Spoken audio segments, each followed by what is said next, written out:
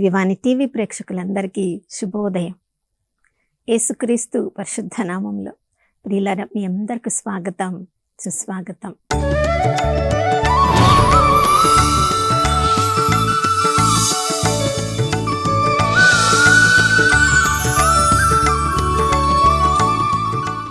గడిచిన దినమంతా కంటికి రెప్పలా కాచుకున్న ఆ దేవాతి దేవునికి పూర్ణ హృదయంతో, పూర్ణాత్మతో, పూర్ణ శక్తితో వందనాలు తెలియచేద్దాం. ఈ నూతన ఉదయంలో కూడా దేవుని ప్రేమ, దేవుని కరుణ, దేవుని కటాక్షం మనందరిపై కుమ్మరించబడింది. ఎందుకంటే ప్రతిరోజు ఆయన ప్రేమ నూతనంగా మన కొరకు పరలోకము నుండి వర్షం వలె కురిపింపబడుతూనే ఉంటుంది. అంత నమ్మకమైన, విశ్వసనీయమైన దేవునకు చెందిన వారంగా ఈ లోకంలో మనము జీవిస్తున్నాం. అవును ప్రియులారా, ఈ లోకంలో సాధారణ ప్రజలుగా మనం జీవిస్తున్నప్పటికీ మన ఆత్మలో పరిశుద్ధాత్మ దేవుని ప్రభావము ఉన్నది అని మన మాటల ద్వారా, మన క్రియల ద్వారా, మన జీవిత విధానం ద్వారా మనం చూపించగలుగుతున్నామా? ఎవరైనా దేవుని ఆధిపత్యం కింద వీళ్ళు ఉన్నారు అని ఎవరైనా మనల్ని గుర్తుపట్టగలుగుతున్నారా? యోహాను రాసిన మొదటి లేఖ 5వ అధ్యాయంలో మనం చదువుతున్నాం, మనము దేవునికి సంబంధించిన వారమనియో, ఈ లోకంలో సత్యదేవుని తెలియని వారందరూ కూడా దుష్టుని ఆధిపత్యంలో జీవిస్తున్నారని ఈ సత్యము మనకు తెలుసు కదా.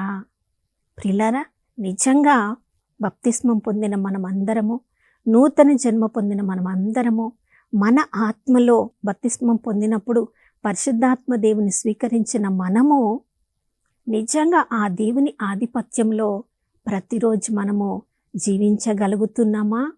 లేదా మన సొంత క్రియల ద్వారా మన ఇష్టం వచ్చినట్లు ఈ లోక ఆశల్లో, కోరికలలో వాటిని మనం సంతృప్తి పరుచుకుంటూ ఒకప్పుడు సత్య సందేశాన్ని స్వీకరించి దేవుని ఆధిపత్యం కింద స్వతంత్రతలో జీవిస్తున్న మనము మరలా ఈ లోక ఆశలకు, కోరికలకు బలైపోయి ఈ లోకాన్ని నడిపిస్తున్న దుష్టుని ఆధిపత్యంలో మనం జీవిస్తున్నామా? చూడండి ప్రియులారా, ఈ దేవుడు ఆదాము ఏవమ్మను సృజించినప్పుడు ఆదికాండం 1వ అధ్యాయం 28వ వచనంలో మనం చదువుతున్నాం, ఈ సమస్తాన్ని మీరు పరిపాలించండి అని దేవుడు తన అధికారాన్ని తన రూపంలో సృజించుకున్న ఆదాముకు, ఏవమ్మకు దేవుడు అధికారాన్ని ఇచ్చారు. మరి మానవుల దగ్గర ఉండవలసిన అధికారము ఎందుకు దుష్టుని దగ్గరికి వెళ్ళిపోయిందంటే 3వ అధ్యాయంలో మనం చదువుతున్నాం, ఎప్పుడైతే దుష్టుడు తన మాటలతో ఏవమ్మను మోసగించాడో, మోసగించి ఏవమ్మ ద్వారా ఆదామును కూడా అవిధేయతలోనికి నడిపింపబడినప్పుడు అవిధేయత వలన వారు కలిగి ఉన్న ఆ దేవుని అధికారాన్ని వాళ్ళు సాతానికి అమ్మివేశారు. ఆ క్షణము నుంచి ఇప్పటి వరకు కూడా ఈ లోకాన్ని నడిపిస్తున్నది, ఈ లోకాన్ని పరిపాలిస్తున్నది, ఈ లోకాన్ని తన అధికారంలో తన ఇష్టము వచ్చినట్లుగా నడిపిస్తుంది సైతాను.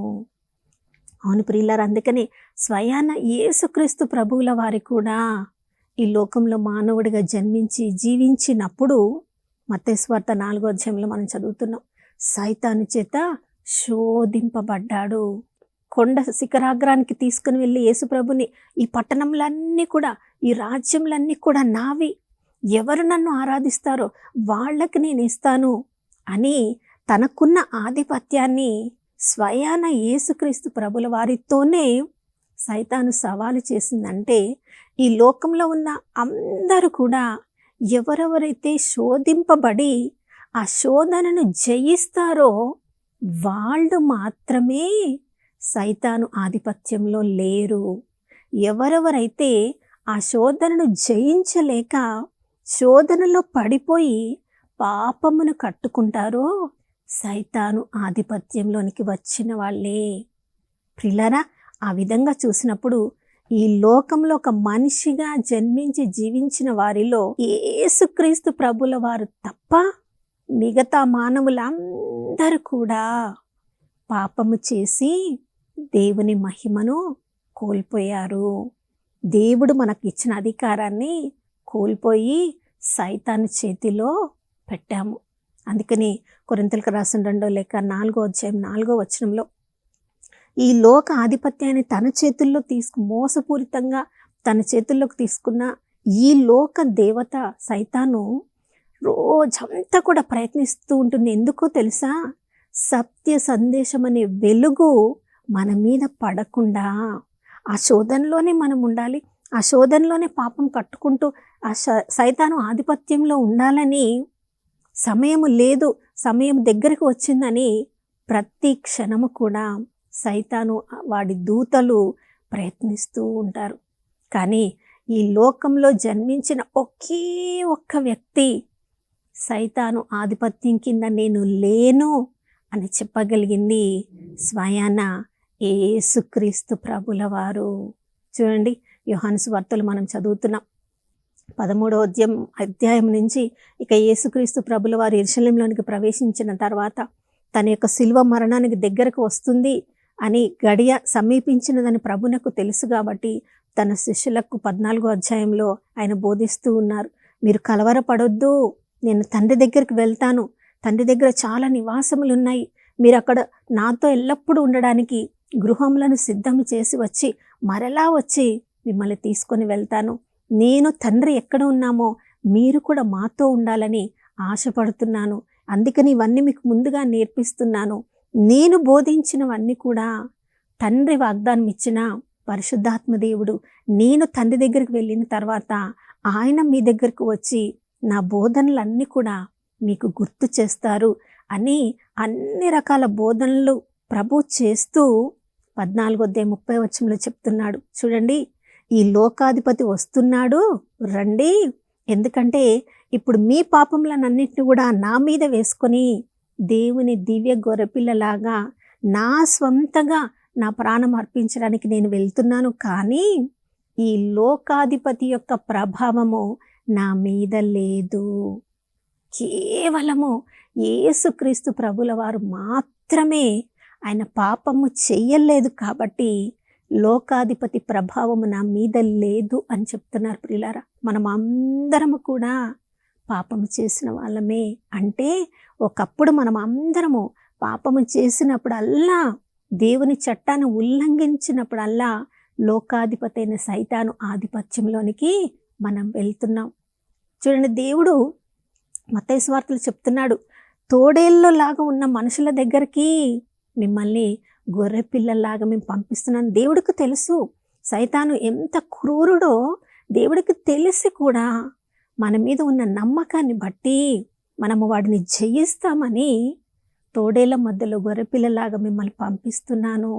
మీరు సర్పములాగా యుక్తులై ఉండాలి, పావురంలాగా నిష్కపటులంగా ఉండాలి.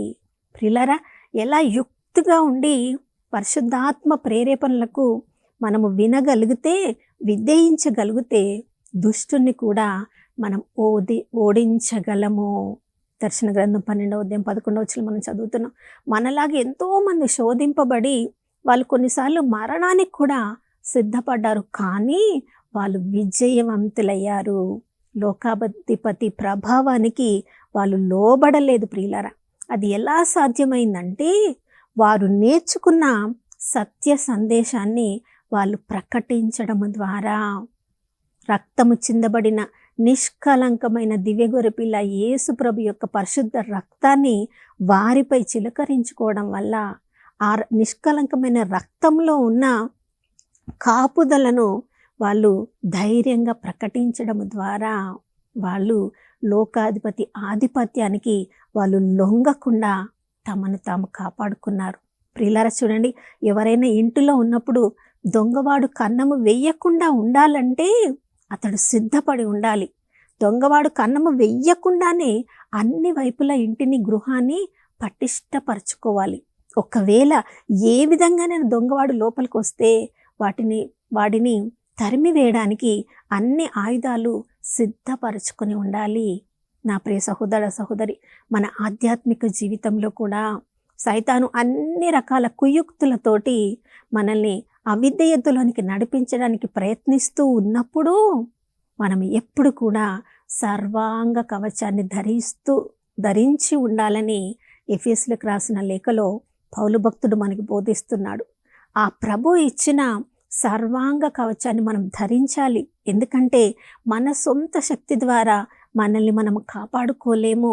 ప్రభు ఇచ్చిన ఆ రెండంచుల ఖడ్గమనే వాడి అయిన ఖడ్గమును మన చేతిలో పట్టుకొని ఎప్పుడు కూడా మన నోటిలో వాక్యము ప్రకటింపబడుతూ ఉండాలి. ఎక్కడెక్కడ ఏ పరిస్థితులలో ఏ వాక్యం మనకు అవసరమైందో మన హృదయము నిండా కూడా వాక్యము నింపుకొని ఉండాలి ప్రియులారా. అందుకనే సామెతల గ్రంథం 4వ అధ్యాయంలో మనం చదువుతున్నాం, మీ హృదయాన్ని పదిలపరచుకొనండి. మన హృదయములోనే ఈ లోకాధిపతికి మనం స్థానం ఇస్తున్నామా, లేదా సర్వాధికారి అయిన దేవునకు మనం స్థానం ఇస్తున్నామా? ఆలోచన కలిగేది మన హృదయములోనే. అందుకనే మన హృదయము చాలా ముఖ్యమైనది. ఎటువైపుకి మనము మొగ్గు చూపుతామో వారికి మనము లోబడి మనము జీవిస్తూ ఉంటాము. యాకోబు రాసిన లేఖలో ఈ లోకంలో ఉన్న కోరికలు, ఆశలు అన్నీ కూడా మనము ఆకర్షింపబడేది మన హృదయముతో. ఒకసారి హృదయంతో ఆకర్షింపబడిన తర్వాత మన మనస్సులో దాని గురించి మరలా ఆలోచిస్తూ ఉంటాం. ఒకవైపు సాతాను ఆకర్షణను ఇంకా ఆకర్షణీయంగా చూపిస్తుంటుంది, మరొక వైపు మన హృదయంలో ఉన్న పరిశుద్ధాత్మ దేవుడు దానివల్ల కలిగే మరణమును గురించి, పాప భారమును గురించి మన మనస్సులో పరిశుద్ధాత్మ దేవుడు చెప్తూ ఉంటాడు. ఈ సమయంలో మనం పరిశుద్ధాత్మ దేవుని యొక్క అధికారంలో మనము ఉంటే మన యొక్క మనస్సును, చిత్తాన్ని గట్టి చేసుకొని ఆ పాపములోనికి మనము వెళ్ళము. కానీ ఎప్పుడైతే పరిశుద్ధాత్మ దేవుని స్వరానికి మనం విధేయించకుండా ఈ లోక ఆకర్షణలకి, లోక అధిపతి అయిన సైతానికి మనం విధేయించినప్పుడు ప్రియులారా, పాపం అనే బంధకములో మనం బంధింపబడి ఉంటాము. ఎన్నోసార్లు ఆ పాపము మన్నింపబడిందని కూడా మనము విశ్వాసము లేక ఆ పాప భారముతోటే ఈ లోకంని కూడా నిష్క్రమిస్తూ ఉంటాము. నా ప్రియ సహోదరి, అందుకని ప్రతి ఉదయము లేవగానే మన ఈ నూతన జీవాన్ని బట్టి దేవునికి వందనాలు చెప్పిన తర్వాత సర్వాంగ కవచాన్ని ధరించి సిద్ధంగా ఉండాలి. ఈ లోకాధిపతికి మన జీవితంలో ఎటువంటి స్థలాన్ని ఇవ్వకుండా పరిశుద్ధాత్మ దేవుడు మన జీవితానికి నాయకుడుగా ఉన్నాడు కాబట్టి ఆ ప్రభువు మన ఆత్మలో చెప్పే ప్రతి ప్రేరేపణను మనము గమనించి తోడేళ్లుగా ఉన్న ఈ లోక అన్ని రకాల పరిస్థితులలో పరిశుద్ధాత్మ దేవుడికి మనం విధేయించినట్లయితే పావురముల వలె ఆ ప్రభు మనల్ని నిష్కపటులుగా జీవింపచేస్తారు. అప్పుడు మన ప్రతి మాట కూడా ప్రవచనం అవుతుంది ప్రియులారా. అప్పుడు మనం ఎవరెవరి మీద చేయిపెట్టి ప్రార్థన చేస్తామో వాళ్ళందరూ స్వస్థులవుతారు. ఎవరెవరి కోసం మనం కన్నీటి ప్రార్థన చేస్తామో వారందరూ విడుదల పొందుతారు. లోకం అంతా కూడా ఈ లోకాధిపతి ఆధీనంలో ఉంది కాబట్టి ఒక్క యేసు ప్రభువు ఆయన లోకాధిపతి ఆధీనంలోకి తనను తాను అర్పించలేదు కాబట్టి ఆ ప్రభు మాట్లాడిన ఒక్కొక్క మాట ఎంతోమంది జీవితాలను మార్చేసింది. ఆయన అంగి అంచు కూడా ఎన్నో స్వస్థతలను కలిగించింది. ఆయన మాట్లాడిన మాటలు ఎన్నో దుష్టాత్మల నుండి ప్రజలకు విడుదలను కలిగించాయి. ఇదన్నీ తమ చెవుల ద్వారా, తమ యొక్క కన్నులతో విని చూసిన ఆ శిష్యులు ఆయన ఆ అభిషేకానికి ఆకర్షింపబడ్డారు. కాబట్టి చూడండి ప్రియులారా, వాళ్ళు కూడా నూతన జన్మ అనుభవము పెంతెకోస్తు రోజున పొందిన తర్వాత చూడండి అభిషేకంతో నడిపింపబడి పేతురు ఆయన నీడ కూడా ఎంతో మందిని స్వస్థపరిచిందని మనం చదువుతున్నాం. నా ప్రియ సహోదరి, లోకాధిపతికి తావివ్వని ప్రతి ఒక్కరిని కూడా దేవుడు తన మహిమ కొరకు వాడుకోవాలని ఈ ఉదయకాలంలో ఎవరెవరు తమను సిద్ధపరచుకుంటున్నారో వారందరి కొరకై వేచి ఉన్నారు. లేవవలసింది నీవే నా సహోదరి. మనమందరము ఆ లోకాధిపతి నుంచి విడుదల పొంది యేసయ్య పరిశుద్ధ రక్తము ద్వారా మనల్ని విడుదలను సంపాదించుకొని మంచి పాప సంకీర్తనను చేయడం ద్వారా మరొకసారి యేసు ప్రభునకు చెందిన బిడ్డలాగా మనల్ని మనము మలుచుకోవడం ద్వారా మన జీవితం ఎంతో మందికి ఆశీర్వాదకరంగా మార్చాలని ప్రవక్తలుగా, అపోస్తలులుగా, బోధకులుగా, కాపరులుగా దేవుడు మనల్ని మార్చాలని ఆశపడుతున్నారు. ఒకవేళ ఇంకా లోకాధిపతికి నువ్వు అర్పించుకున్నట్లయితే రండి, మనం అందరం కలిసి ప్రార్థించుదాం. ఈ నూతన ఉదయంలో మనకు నూతన జన్మ అనుభవాన్ని కలిగించమని ప్రార్థించుదాం. నాతో ప్రార్థనలో ఏకీభవించండి. పరిశుద్ధమైన దేవా, నీకు స్తోత్రములు తండ్రి. అయ్యా, మేము పాపంలో శాపంలో కొట్టుమిట్టాడుతూ ఉన్నప్పుడు ప్రభా, పరలోకంలో మీరు తండ్రితో ఆనందించలేక పాపంలో శాపంలో ఉన్నవారు మా అందరికీ విడుదలను కలిగించడానికి అయ్యా దేవుని దివ్య గొర్రెపిల్లలాగా ఈ లోకంలో వేయించేసిన యేసయ్యా మీకు కోట్లాది స్తోత్రం. మీరు చిందించిన పరిశుద్ధ రక్తము ద్వారా అయ్యా మాకు విడుదలను కలిగించిన తండ్రి మీకు స్తోత్రం. నూతన జన్మ అనుభవం పొందిన మేము మరల లోకాశల్లో పడిపోయి అయ్యా లోకాధిపతికి మమ్మల్ని మేము అప్పగించుకుంటున్నాం. కానీ తండ్రి అయ్యా, మీ యొక్క నూతన జన్మ అనుభవం పొందిన తర్వాత, మీ అభిషేకాన్ని పొందిన తర్వాత పెంతెకోస్తు రోజున ప్రభా, పేతురు చేసిన ఒకే ఒక్క ప్రసంగంలో వేల మంది నాయనా యేసుప్రభును స్వీయ రక్షకుడిగా స్వీకరించారు. లోకాధిపతి నుంచి దూరం అయిపోయారు తండ్రి. అయ్యా, ఒకరోజు ఆయన దర్శన గ్రంథంలో మేము చదువుతున్నాం, మీరు సర్వాధికారిగా పిలువబడ్డారు ప్రభా. సర్వాధికారిగా తండ్రి కుడి ప్రక్కన మీరు కూర్చొని ఉన్నారు. ఒకరోజు ఈ లోకానికి వచ్చి అయ్యా మీరు తీర్పు తీర్చబోతున్నారు. అయ్యా, మేము ఇంకా ఈరోజు జీవించి ఉన్నామంటే మేము తిరిగి మారు మనసు పొందుతాము, లోకాధిపతి నుంచి విడుదల పొందుతామనే ఆశతో ఈ నూతన ఉదయాన్ని మాకు అనుగ్రహించిన దేవా నీకు స్తోత్రం. అయ్యా, ఈ రోజు అంతా కూడా మా మాటల్లో, క్రియల్లో, తలంపుల్లో అన్నిట్లో కూడా మేము సర్వాధికారి అయిన దేవునకు చెందిన వాళ్ళలాగా జీవించడానికి మీరిచ్చిన అభిషేకాన్ని ఈరోజు ఉపయోగించుకొని ప్రవ్వా, ఇక ఎప్పటికీ కూడా నాయన మా క్రియల్లో, తలంపుల్లో, జీవిత విధానంలో ఈ లోకానికి చెందిన వారంగా మేము జీవించకుండా ఆత్మానుసారులుగా జీవించ నూతన అభిషేకాన్ని మీరు ఇచ్చారని నమ్ముతూ యేసయ్య నామంలో మీకు వందనాలు తెలియచేసుకుంటున్నాము మా ప్రియ పరలోకపు తండ్రి. ఆమేన్. అవును ప్రియులారా, యోహాను రాసిన మొదటి లేఖ 2వ అధ్యాయం 27వ వచనంలో ఈరోజు మనం పొందిన నూతన అభిషేకం ఈ లోకాధిపతి నుంచి వేరైపోయి సర్వాధికారి అయిన దేవునకు చెందిన బిడ్డలాగా ఆయనకు మహిమకరంగా ఈ రోజంతా జీవించడానికి మనము పొందిన అభిషేకం ఈరోజు మనల్ని నడిపిస్తుంది. ఆ ఆనందంలో ప్రభువునకు సాక్షులంగా ఈ రోజంతా జీవించుదాం. మరొక నూతన శుభోదయంలో మనం అందరం కలుసుకునే వరకు దివ్యవాణి టీవీని వీక్షిస్తూ ఉందాం. ఇమ్మానుయేలు, దేవుడు మనతో ఉన్నారు.